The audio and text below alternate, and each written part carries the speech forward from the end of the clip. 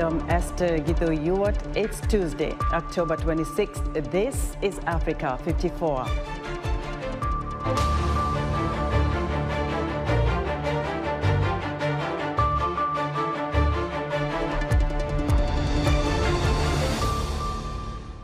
Sudanese protesters demonstrate into the night after the military seizes power.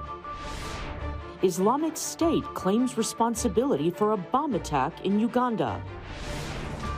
And in Madagascar, a climate victory thanks to reforestation.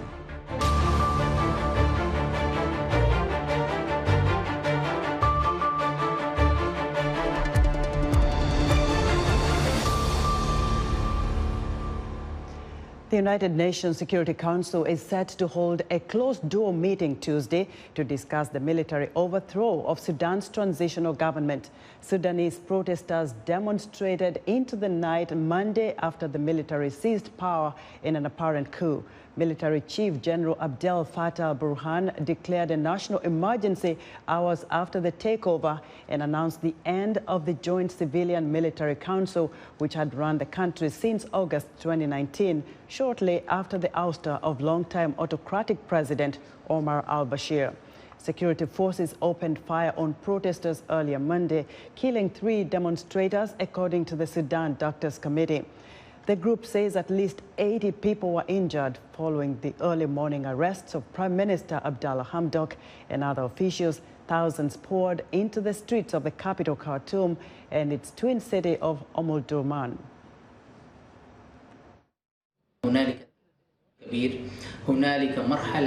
There is a huge change in Sudan. Sudan has entered a new phase. The consequences of this phase could be miscalculated. Definitely, those who are behind it have plenty of plans and scenarios to continue it, even if it leads to unfortunate situations. General Abdel Fattah al-Burhan announced the end of a joint civilian military council that had run the country for the past 2 years in a televised address. And we are taking the steps that are preserving the path of the magnificent December Revolution until its final goals are achieved in arriving at a completely civilian state through free and transparent elections. So, in order to correct the path of the revolution, the following has been decided. Firstly, the declaration of a state of emergency in all areas of the country. Burhan says he dissolved the council and the government due to political quarrels that were threatening the security of the country, and announced a new government of technocrats will soon be appointed. The events were a sharp turnaround from what many had hoped would be a transition toward a civilian-led democratic government in Sudan, where former President Omar al-Bashir ruled with an iron fist for 30 years. In a statement confirmed by VOA's Nabil Biagio, the Sudanese ambassador to the U.S., Noor-el-Din Sati, is also strongly condemning Monday's military takeover, saying in part, quote, "I condemn in the strongest terms possible the military coup staged by the military junta in Sudan that has put an end to the civilian democratic transition in Sudan," end quote.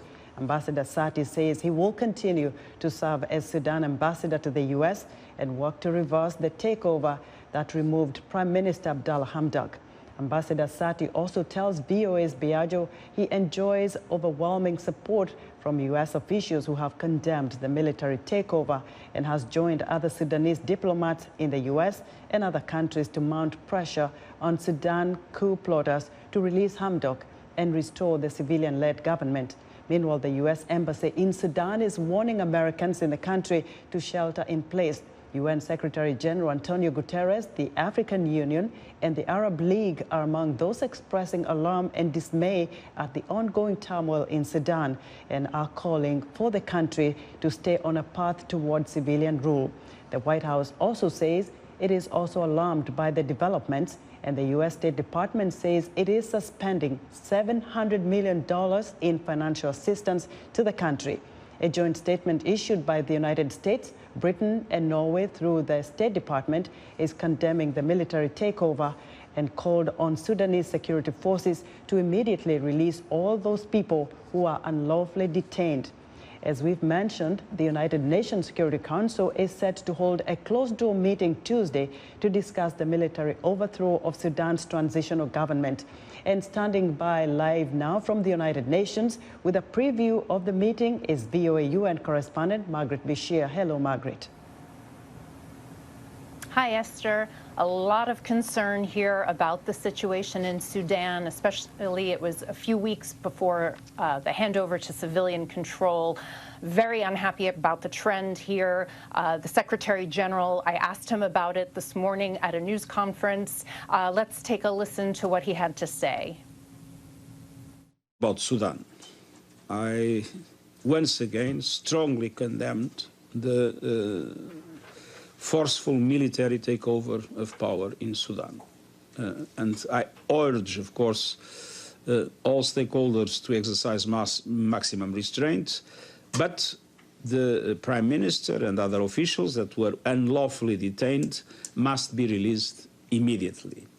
And it's true that Sudan has achieved important milestones. They cannot be reversed. And so it is essential that all transitional arrangements and institutions as defined in the constitutional document be reinstated. The civilian-military partnership is critical. It needs to be re-established at the level with which it was established. And I think the Sudanese people has shown very clearly their intense desire for reform and democracy. Margaret, a very quick turnaround of events in Sudan, but we're also learning there, and you can give us more insight into this, that the UN Security Council is also expressing concern over upheavals in Africa and coups that we have seen lately. What more are you learning? That was the Secretary General, actually, Esther. The Secretary General, I asked him as part of my question, what lessons the United Nations and the international community can learn from other coups we've witnessed this year, particularly in Asia, in Myanmar, also known as Burma. That country, the military took over on February 1st, and since then we've seen a tremendous clamping down on human rights. More than 1,000 people have died. It's gone in a very bad direction, and it has not been reversed. And the Secretary General said he's concerned about what he called a multiplication of coups d'etats, and he also referred to them as an epidemic. And he said we've also seen them in Africa, and you might recall there have been 2 coups in Mali in the last year. We've seen them in Guinea and Chad. So he said that it's a combination of factors, the effects of COVID-19, and in some cases social and economic effects of the pandemic. But he also pointed a finger at the Security Council because he said that they have disunity amongst the members, particularly I think he's referring to the 5 permanent members, and that their disunity prevents strong action when these things happen in the first days and hours of these sorts of events. And so maybe that was a little hint to them before they meet this afternoon that they need to be strong and be united in the message and the signals that they send. And so we're expecting Volker Perthes, who's the Secretary General's representative in Sudan, to speak to the meeting. It's a private meeting. He will brief them from Khartoum today and give them an update on the situation. Margaret, thank you very much. We appreciate the insight. Our thanks to VOA UN correspondent Margaret Bashir reporting live from the United Nations in New York. Now, for more perspective on the political turmoil in Sudan, I'm joined live via Skype from Durham, North Carolina, by Cameron Hudson, a senior fellow with the Atlantic Council's Africa Center and former Chief of Staff, Office of the U.S. Special Envoy to Sudan. Mr. Cameron, thank you for coming on Africa 54. What are the core issues that triggered this military takeover in Sudan and ousted the transitional authority? Well, I think they were multiple, but what we have seen over the past few months in Sudan is a growing tension between the elements of the transitional government, the civilian and military elements, where, the transition had reached a point where it was not going to make any more progress in reforming the political space or the economics of the country unless and until the military relinquished some of the control that it continued to hold over those levers of power. I think we saw an overwhelming push both domestically and internationally to pressure the military component of the government to begin to loosen its grip on those levers of power. And when faced with that choice, when backed into that corner, this is how it chose to react. So I think not at all surprising, because we have seen for a number of months the military trying to create a story that it was in fact defending the revolution, that the civilians were the problem, that the technocratic cabinet of Prime Minister Hamdok was incapable of reforming the country in ways that would benefit the people. But in reality, it was the military who behind the scenes was moving very slowly, trying to prevent these reforms from taking hold, using its chairmanship of the Sovereignty Council in the country to delay and deny the reform process. So when faced with overwhelming street protests, overwhelming pressure from the international community, it had no other choice, it felt, than to seize power irrevocably, I think. You mentioned General Abdel Fattah al-Burhan. He's now promising a new government made of technocrats. What do you make of that? I mean, I think it's a lie. We have to view it as a lie. Only hours before he conducted this coup, he told the U.S. Special Envoy to the Horn of Africa that he was committed to the transition, that he was committed to working with political parties in the country to ensure that the transition stayed on the right path. Now, a day later, he's saying that he's committed to the government. He's committed to creating a new government and a new transitional government. So I think the bottom line is that the military is willing to say anything that it has to avoid the pressure of the international community and to retain its hold on power. But I think that the track record is that they are not to be believed. They are putting their interests over the interests of the country, over the interests of the people of Sudan. And I think that is why you're seeing so many people take to the streets now. Now that he's been defending the military takeover of power in Sudan, do you see like this is a signal that there might not be a civilian government anytime in the future in Sudan?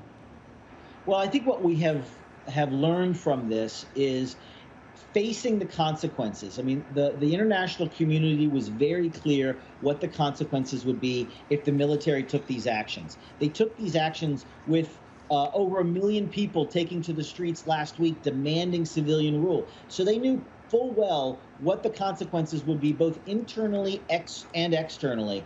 And they took this action nonetheless. That says to me that they see this very much as an existential battle and are going to be very wary about relinquishing control no matter what the circumstances. So I'm not very confident that we're going to be able to install a genuine civilian government. Yes, I believe that Burhan will put in place civilians who are accepting of his rule, who are pliable, that he can maintain control over, and he will hold this up to the international community as a civilian government, but it will be civilian in name only, because I think the people that he finds to put into office are going to be under his control. Mm-hmm.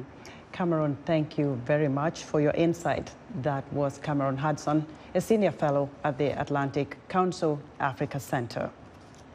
The Islamic State is claiming responsibility for a bomb attack that killed at least one person in Kampala, Uganda on Saturday night, according to a statement posted on an affiliated Telegram channel late Sunday.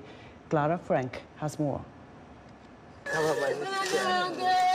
Ugandan President Yoweri Museveni said the bomb attack, which happened late on Saturday, seems to be a terrorist act.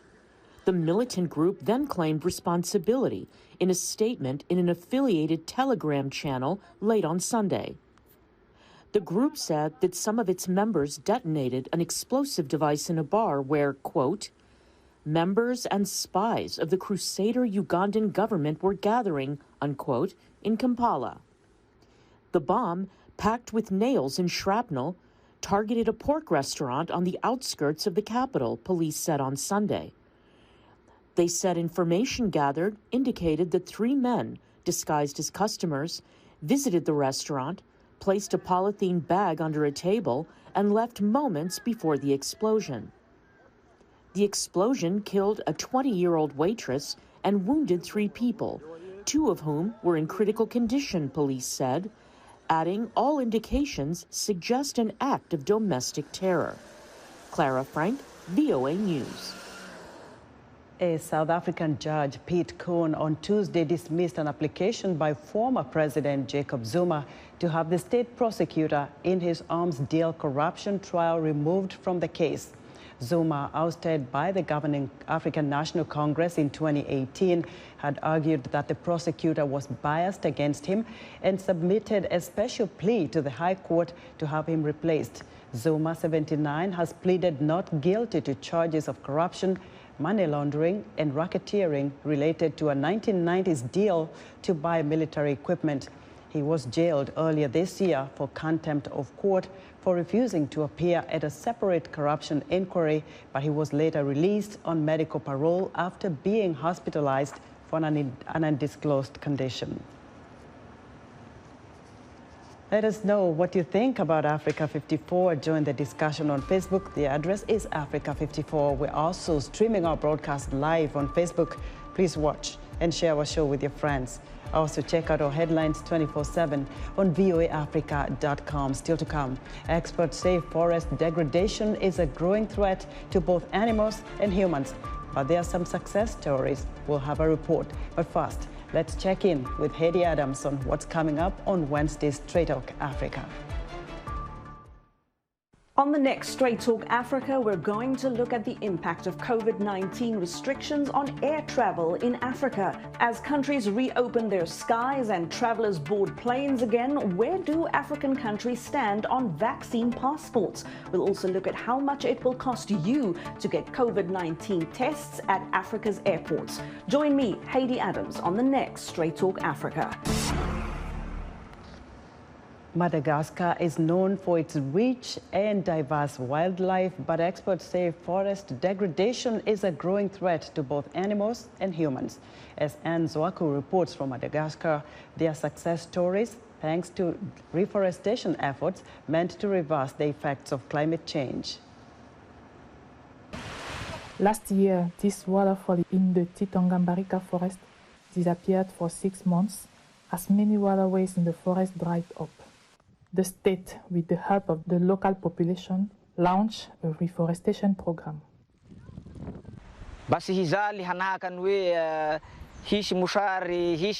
We use this water source for our farms. I'm proud to contribute to the reforestation of this forest, which is a source of life. Our children will not have the same environmental problems as we do. The south of Madagascar is suffering a 4-year drought that the World Food Programme says is the worst in 40 years. The country has also lost nearly 40% of its natural forest. Advocates blame climate change, but also the cutting of trees by the local populations. The Titongambarika forest is a model of reforestation in the country. It has been reconstituted to more than 60%. 39,000 hectares have been restored out of a total area of 59,000 hectares.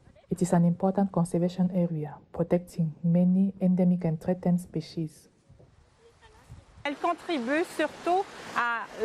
It contributes especially to the mitigation of climate change at the global level.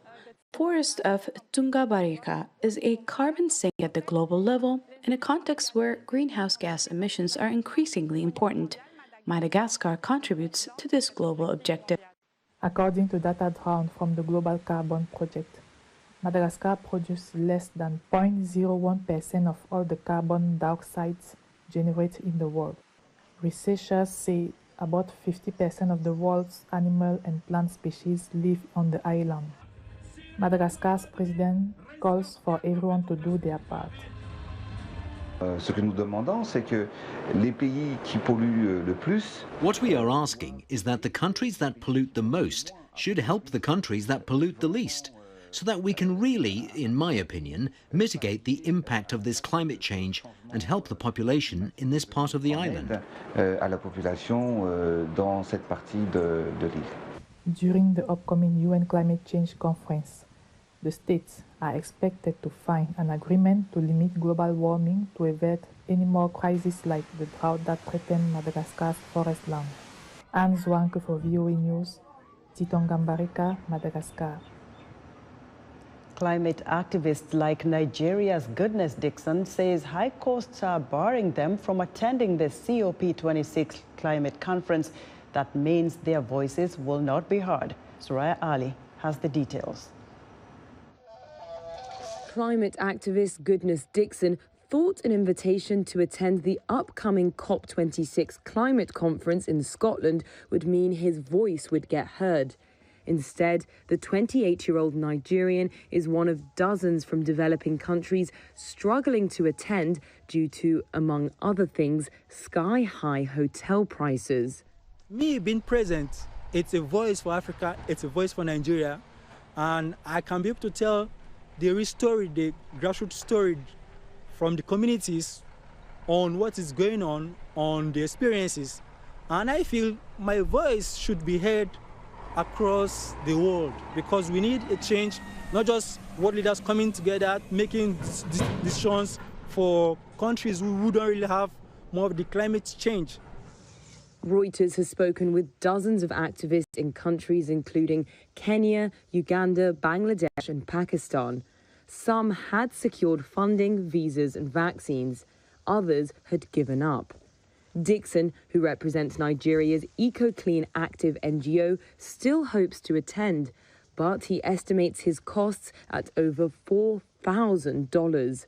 I have sought for funding. I've applied different groups, and all I get in return is, sorry, we have high applications, we have so many people who have applied for fundings, and that's not letting me down because I'm still hoping. COP26 is taking place in Glasgow, and the UK has offered funding assistance and vaccines for delegates who could not otherwise access them. But some would-be delegates say they're unable to access help or that it doesn't go far enough. Others say their own national governments should be doing more. The UK government is expecting around 2,500 people to attend the 12-day COP26, which starts at the end of the month. As of Tuesday, prices for the few hotel rooms still available began at around $400 a night. Soraya Ali of Reuters filed that report. The United States is expected to soon reopen its air borders for foreign visitors who are fully vaccinated with an approved vaccine for those who can present a negative COVID-19 test within 24 hours of travel, according to the White House. The new rules are scheduled to take effect on November 8th, and senior Biden administration officials say only limited exceptions will be allowed. This policy puts public health first. It is consistent and stringent, protecting U.S. citizens and residents as well as those who come to visit us. Because it puts public health first, exceptions to this policy will be extremely limited. Primarily, children under the age of 18 and certain individuals from countries where vaccines are not yet readily accessible. Those who are eligible to travel but not yet vaccinated will need to provide proof of a negative COVID-19 test within 1 day before their flight's departure. For those who are vaccinated, the testing requirement remains 3 days before their flight. And that testing requirement applies to everyone, not just foreign nationals, but also U.S. citizens and lawful permanent residents. Vaccine exemptions include travelers from about 50 countries with exceptionally low vaccination rates, which include some of the world's poorest nations, many of those in Africa. Children under 18 years of age are exempt from the vaccine requirement at this time, but will still have to present a negative test. Chronic fatigue, brain fog, insomnia, heart problems, and difficulties breathing are just some of the symptoms of long COVID. Licia Bacalet looked into what long COVID is and how U.S. doctors are treating it. Anna Rice narrates her story. Even after recovering from COVID-19, Many people report lingering effects for months later. According to a report by Fair Health, a non-profit organization focused on transparency in healthcare, about 15 to 20% of those who have contracted the virus continue to have symptoms months later. 14-year-old Sienna from Cleveland got COVID about a year ago. My smells came back, but they came back all like completely different, like distorted and everything. So like regular foods tasted like I always describe it as burning rubber, like this really weird smell. Doctors call such a long rehabilitation process long COVID. The World Health Organization calls the lingering symptoms post-COVID. It occurs in individuals with a history of probable or confirmed SARS-CoV-2 infection, usually 3 months from the onset of the COVID-19, with symptoms that last for at least 2 months and cannot be explained by an alternative diagnosis. The U.S. Centers for Disease Control and Prevention lists 18 common symptoms, including cough, headaches, shortness of breath, insomnia, heart palpitations, and oftentimes chronic fatigue. Fatigue is a really common symptom. It's a really dominant one. And the fatigue often is coupled with what patients describe as, quote, brain fog, which would be difficulty concentrating, cognitive issues, cloudiness. Dr. Linda Zheng works with post-COVID patients at a Stanford University clinic. One challenge is making sure these common symptoms are post-COVID and not something else. And there's a clear time correlation of persistence of symptoms that they didn't have before COVID, and there weren't other coinciding events that occurred or health changes, then it sort of eliminates the other possibilities. The number of long COVID centers has mushroomed across the U.S. Social media support groups are also helping patients deal with the mental impact of post-COVID symptoms. Experts say mood swings, anxiety, and depression are very common. Former nurse Lainey Bond says her support group gains an additional 1,500 people a week. We're really focused on what we would call a nursing patient education. The U.S. National Institutes of Health have launched a $470 million project aimed at learning more about post-COVID symptoms and finding a treatment. For Lisa Bakalets in Washington, Anna Rice, VOA News. And that's our show for today. Be sure to watch Africa 54 on our website at voaafrica.com. From all of us here in Washington, thanks for watching.